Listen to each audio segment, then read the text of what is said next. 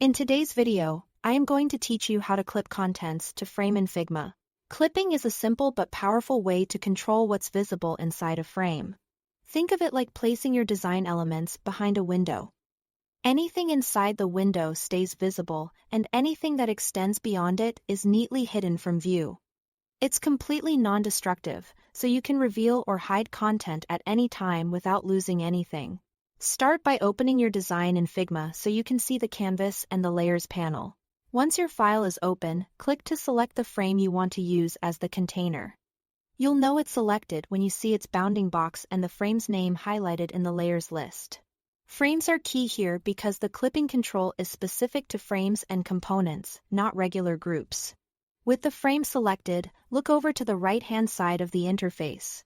Make sure you are on the Design tab. Then find the section labeled Frame.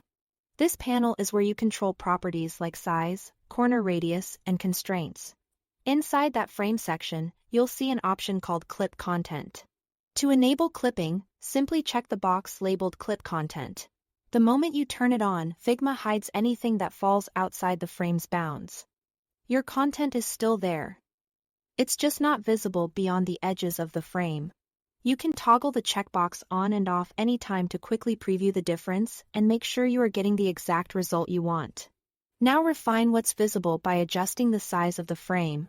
Drag the corner or edge handles to resize it until the content is framed just right. As you resize, watch how the visible area updates in real time. If you want more control, you can type exact width and height values in the fields in the right panel.